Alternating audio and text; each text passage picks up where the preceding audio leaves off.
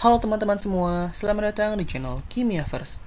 Pada video kali ini, kita akan melanjutkan pembahasan di video sebelumnya mengenai soal-soal olimpiade untuk bidang kimia di tingkat kabupaten kota untuk tahun 2018. Di video kali ini, kita akan fokus membahas soal esai nomor 3. Baiklah, tanpa berlama-lama lagi, langsung saja kita mulai pembahasannya untuk soal nomor 3. Sebanyak 20 ml larutan asam klorida 0,01 molar dititrasi dengan larutan natrium hidroksida 0,01 molar menggunakan dua jenis indikator, yaitu metil merah dan juga fenol platein. Untuk pertanyaan pertama, tuliskan reaksi ion pada titrasi tersebut. Hitung pH larutan dengan 2 desimal saat penambahan penitrasi dengan volume sesuai pada tabel di lembar jawaban dan tuliskan nilai pH hasil perhitungan Anda pada tabel berikut.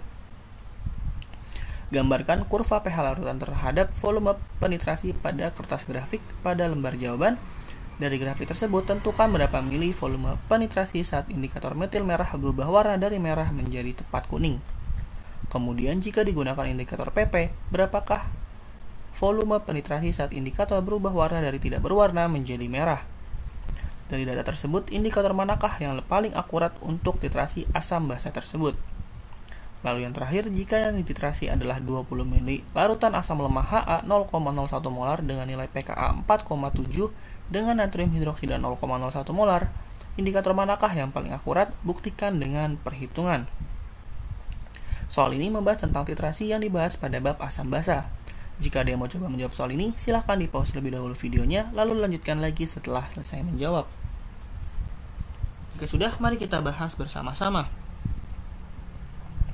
Kita bahas dua pertanyaan terlebih dahulu, yaitu pertanyaan A dan juga pertanyaan yang B.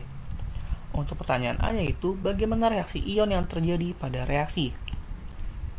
Ion yang bereaksi saat terjadi titrasi yaitu ion H+ bereaksi dengan ion OH- menjadi H2O.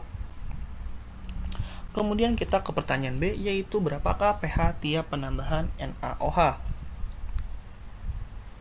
Penambahan NaOH-nya yaitu mulai dari 0 mili, 10 mili, 19 mili, 20 mili, 21 mili, dan juga 30 mili. Sebelum menjawab soal ini, kita bisa menuliskan hal-hal yang diketahui terlebih dahulu, yaitu volume HCl yang digunakan, konsentrasi HCl, dan juga konsentrasi NaOH.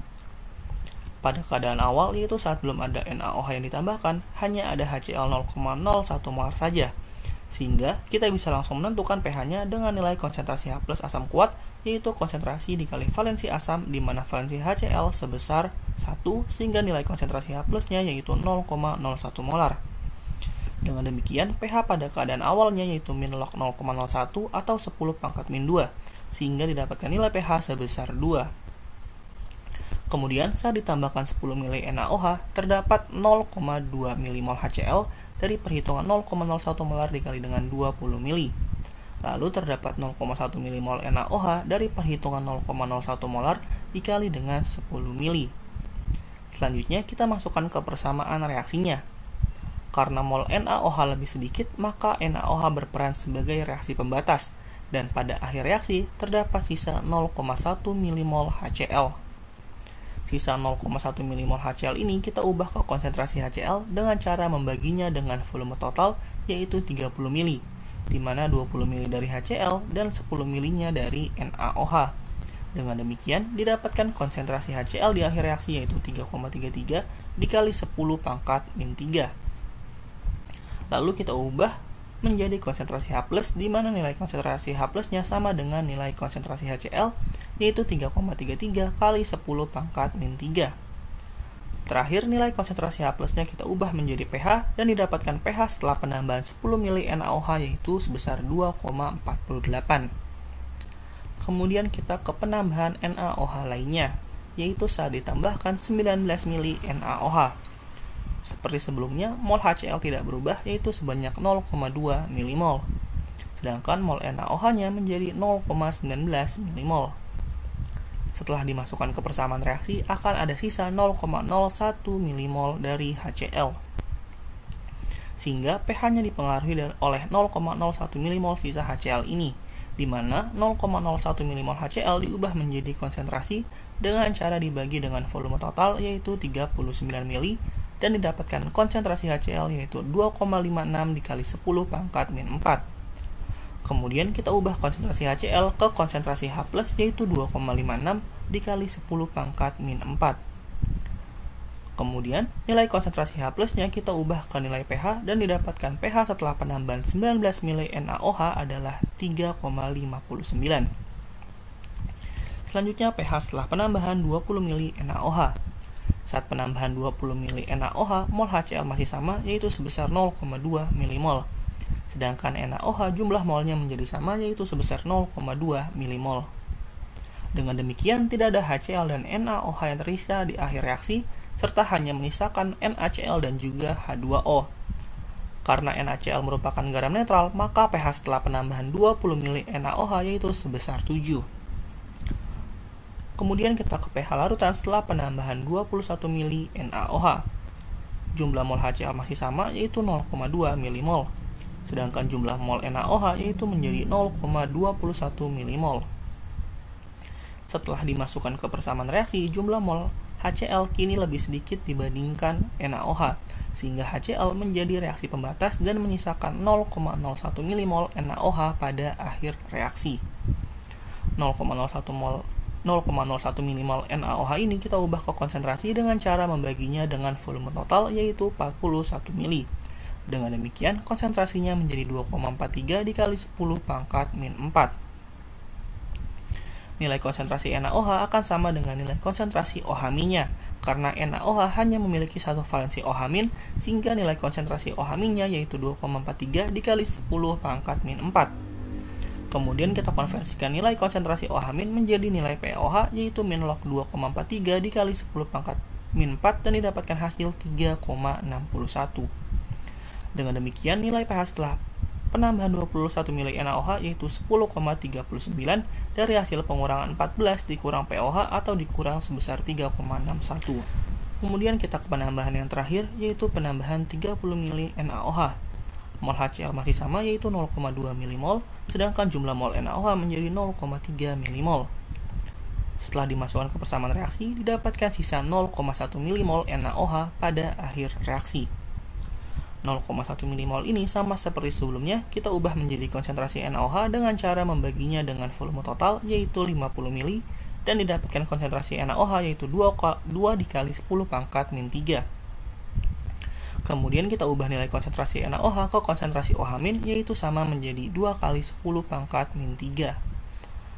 Kemudian kita ubah lagi ke nilai pOH-nya, yaitu sebesar 2,7. Terakhir, nilai pOH diubah ke nilai pH dan didapatkan nilai pH setelah penambahan 30 mili NaOH yaitu sebesar 11,30.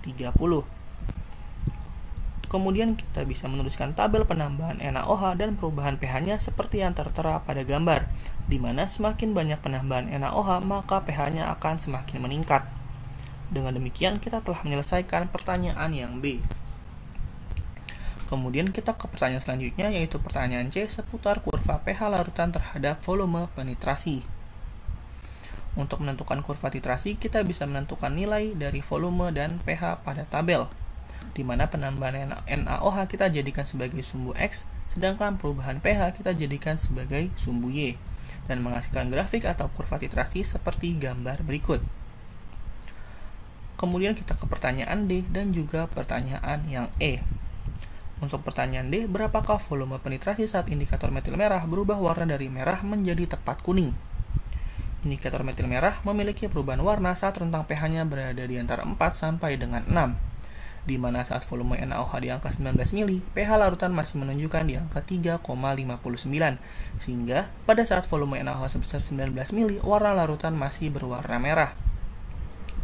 Volume yang dibutuhkan untuk berubah menjadi kuning berada di sekitar 19,5 sampai 19,9 ml.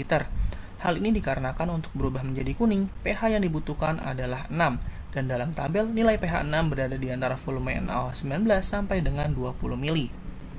Mengapa volume NaOH yang dibutuhkan tidak sampai 20 mili? Karena pada saat volumenya 20 mili, pH larutan adalah 7 dan sudah melewati rentang pH metil merah yaitu 4 sampai 6. Dengan demikian, jawaban untuk pertanyaan D yaitu dibutuhkan volume NaOH sebesar 19,5 sampai 19,9 ml untuk membuat larutan berubah dari merah ke kuning. Kemudian kita ke pertanyaan E, yaitu jika digunakan indikator PP, berapakah volume penetrasi saat indikator berubah warna dari tidak berwarna menjadi merah. Indikator PP memiliki perubahan warna pada rentang pH 8-10. Saat volume NaOH di angka 20 mili, pH masih menunjukkan di angka 7, sehingga pada saat volume NaOH sebesar 20 mili, warna larutan masih tidak berwarna. Sehingga volume yang dibutuhkan saat indikator berubah warna dan dari tidak berwarna menjadi merah adalah sekitar 20,5 sampai 20,9 mili. Hal ini dikarenakan untuk membuat larutan menjadi merah dibutuhkan pH sebesar 10 dan dalam tabel pH 10 berada di antara volume 20 dan 21 ml. Mengapa volume NaOH yang dibutuhkan tidak sampai 21 mili?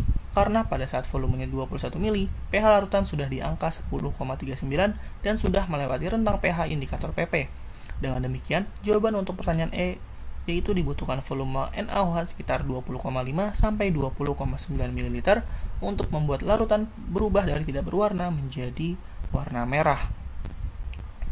Kemudian kita ke dua soal terakhir, yaitu soal F dan juga soal G. Untuk F, manakah indikator yang lebih akurat? Keduanya sebenarnya sama-sama akurat karena perubahan warna kedua indikator ini mendekati nilai titik ekivalen.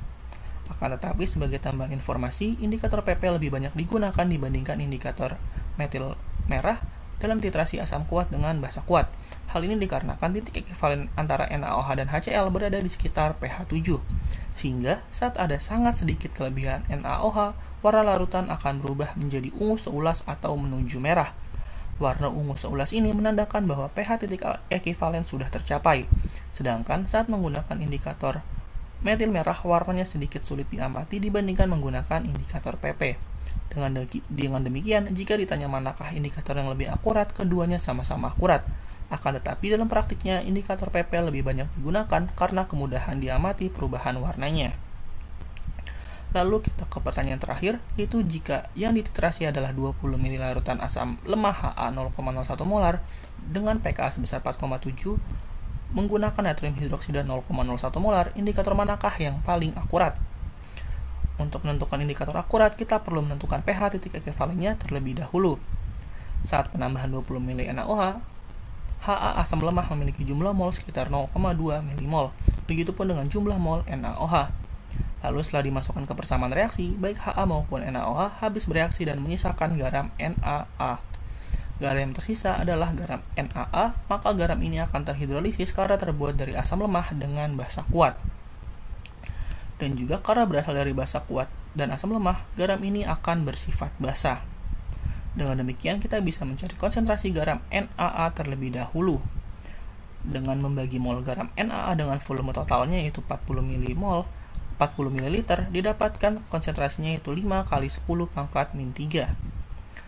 Kemudian kita bisa menggunakan rumus hidrolisis basa untuk mendapatkan konsentrasi OH-nya, yaitu akar KW dikali konsentrasi garam, lalu dibagi dengan nilai Ka.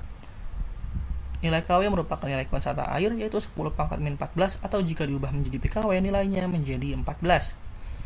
Kemudian, karena pada soal diketahui nilai pKa, maka rumus konsentrasi OH-nya bisa kita modifikasi menjadi POH sama dengan setengah kali pKw dikurang pKa min log konsentrasi garam.